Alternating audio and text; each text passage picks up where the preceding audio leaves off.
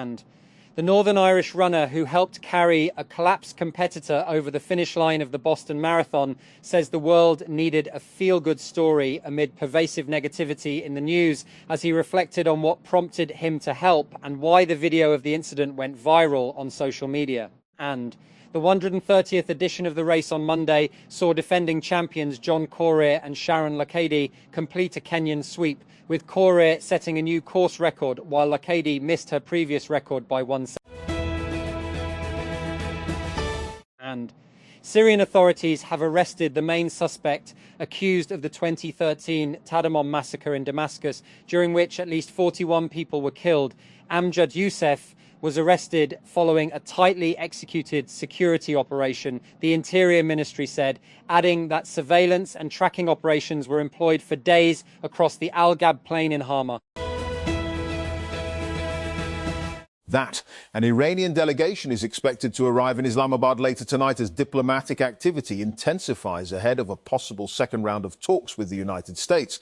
Government sources told pro-Pakistani that Iran's Foreign Minister Abbas Araghchi will lead a small negotiating team during the visit to Islamabad tonight. That Punjab Police has developed a plan to introduce a new system for detecting fake number plates, e-challan defaulters and wanted individuals across the province. According to police officials, the system will use specially equipped vehicles fitted with 360-degree cameras to monitor roads and public places while in motion. And YouTuber Mr. Beast has found himself in legal trouble again after a former executive sued his media company, Beast Industries, over claims of sexual harassment and workplace gender bias. Lorraine Mavromatis, who joined Beast Industries in 2022 as the head of its Instagram, alleged harassment of female employees was condoned and complaints were not taken seriously at the business. And Chief Minister Murad Ali Shah on Friday said that the Hind government would fulfill its promise of rebuilding Gul Plaza, a multi-storey shopping plaza which was reduced to ruins due to a deadly inferno that claimed the lives of more than 70 people in January. In January, CM Murad had told the Sindh Assembly that the provincial government would demolish and reconstruct Gul Plaza within 2 years, ensuring no increase in the number of shops. That Islamabad, Chief Justice of Pakistan CJP Yahya Afridi, who also serves as the chairperson of the Judicial Commission of Pakistan JCP, that has observed that granting the transfer of Justice Kadim Hussain Sumro from the Islamabad High Court IHC to the Sindh High Court SHC would render key constitutional ideals, federalism and equitable representation, redundant. That such a transfer will also reduce the appointments of judges to merely a temporary and reversible administrative arrangement, the CJP feared in his response to informal requests by IHC Chief Justice Sardar Mohammad Sarfraz Dogar to requisition a JCP meeting for the transfer of 5 judges presently serving in IHC to other high courts. And Israeli Prime Minister Benjamin Netanyahu has said he is in excellent physical condition after the publication of his annual medical report revealed he had a malignant tumor removed. In a post on X on Friday, Netanyahu said that during routine medical monitoring following successful surgery for an enlarged benign prostate, doctors found an early-stage malignant tumor. And poisoning is suspected in the deaths of 18 wolves within a few days in a national park that straddles 3 regions of central Italy. After the carcasses of 10 wolves were found last week, another 8 were found when patrols were stepped up in recent days in the Abruzzo, Lazio and Molise National Park. And sovereignty of the Falkland Islands rests with the UK, Downing Street has said, following a report the US could review its position on Britain's claim to the territory. An internal Pentagon email reported by Reuters suggested the US was considering options to punish NATO allies it believed failed to support its war on Iran. And Israeli Prime Minister Benjamin Netanyahu quietly underwent treatment for prostate cancer. He said Friday, as he publicized the results of his annual medical examination, it is the first time the longest-serving leader in Israel's history has acknowledged that he was diagnosed with cancer. and Italian peacekeepers have replaced a statue of Jesus Christ in a village in southern Lebanon after an Israeli soldier was pictured taking what appears to be a hammer or axe to the figure. And Israel apologized and placed 2 soldiers in detention after the image caused outrage in Christian communities in Lebanon and across the world. Another 6 soldiers have been questioned over the incident, and which Israeli Prime Minister Benjamin Netanyahu called wholly inconsistent with the values expected of the Israel Defense Forces, IDF.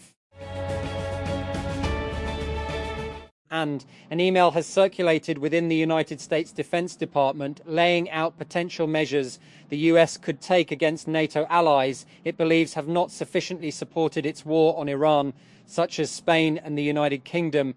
And according to a US official quoted by the Reuters news agency, the internal email considers options such as suspending Spain from NATO and re-evaluating Washington's stance on the British Falkland Islands, which are also claimed by Argentina, and the official said speaking on condition of anonymity. And the number of amputees in Gaza, already at a record high, could rise as Israel continues to restrict medical aid into the devastated Strip. A humanitarian group has warned Humanity and Inclusion UK, which works with people living with disabilities, said this week that the scale of amputations carried out in Gaza reached unprecedented levels during the genocide. And United States President Donald Trump has claimed Iran is collapsing financially and said the country is losing millions of dollars a day due to Washington's naval blockade of Iranian ports. In a post on his Truth Social platform on Tuesday night, Trump wrote, "Iran is collapsing financially. They want the Strait of Hormuz opened immediately, starving for cash, losing $500 million a day, military and police complaining that they are not getting paid. SOS." And Karachi, Pakistan. At Karachi port, the largest in Pakistan, 3,000 stranded containers hold cargo that was meant to be shipped to Iran. What's in them is not known, but the vessels that were supposed to collect them have not arrived. And with tensions in the Strait of Hormuz escalating, there is no clarity on when those ships might finally be able to reach Karachi. That Amazon just scored a major coup with Meta, thanks once again to Amazon's own homegrown chips. Meta has signed a deal to use millions of AWS Graviton chips to power its growing AI needs. Amazon announced Friday, note that the AWS Graviton is an ARM-based CPU, a central processing unit, the chip that handles general computing tasks, not a GPU, a graphical processor. And the US Department of Justice has announced a major shift in drug policy, easing restrictions on certain marijuana products and accelerating efforts to reclassify the drug as less dangerous. Acting Attorney General Todd Blanche said the government will move FDA-approved and state-regulated medical marijuana from the most restrictive category of drugs to one with lower abuse potential. And a series of new political polls indicate declining public approval for Donald Trump, raising concerns for Republican candidates ahead of the upcoming US midterm elections. Surveys conducted by Reuters Ipsos, AP Nork Center for Public Affairs Research, and Strength in Numbers Vericite show Trump's approval ratings hovering in the mid-30s, marking some of the lowest levels of his presidency.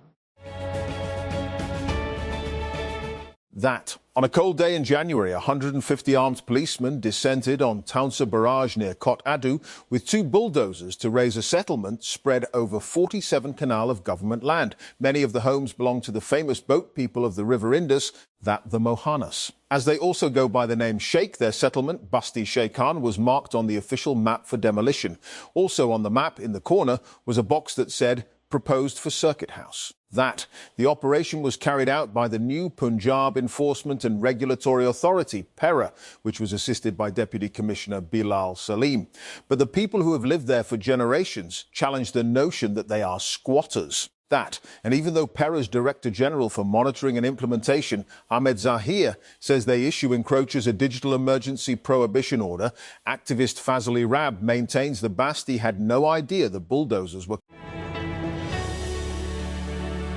That, in what was an otherwise perfectly normal interview with rising star Ali Raza, hosts Nadia Khan and Zohaib Hassan slipped in a rather odd question about whether the actor was really from Lahore. They based this on his accent, or lack of one, when speaking Urdu.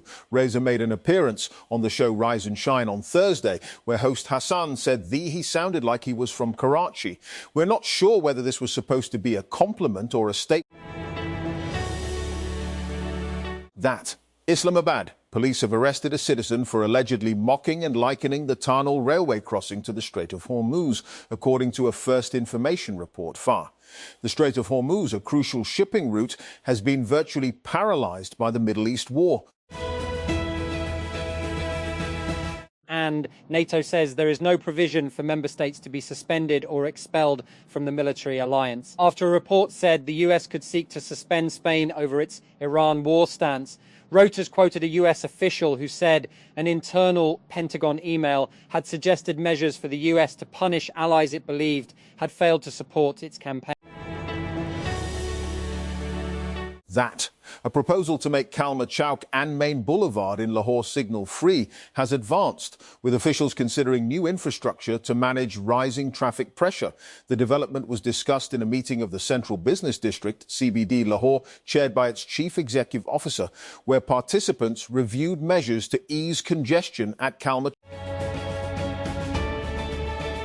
And Iran's Foreign Minister Abbas Araghchi on Friday held a telephone conversation with Pakistan's Deputy Prime Minister and Foreign Minister Senator Mohammad Ishaq Dar, discussing the evolving regional situation and ongoing diplomatic developments linked to the ceasefire and overall US-Iran engagement efforts.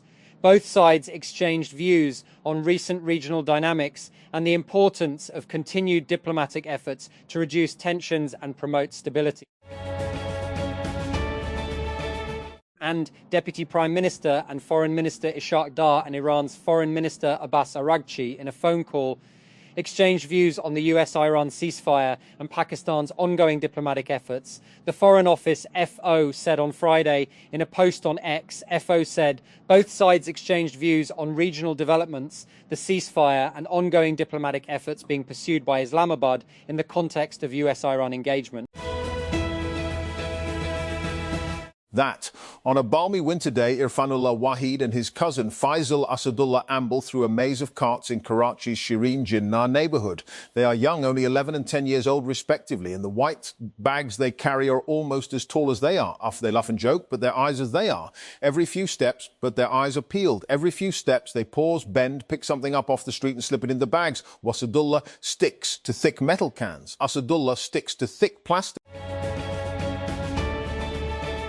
That, a woman who was taking a toilet break while on a road trip in the Australian outback ended up getting stuck waist deep in a pit latrine after it collapsed. She was trapped in the sewage pit for approximately 3 hours until she was rescued by a local tradesman who happened to be passing by, authorities in the Northern Territory.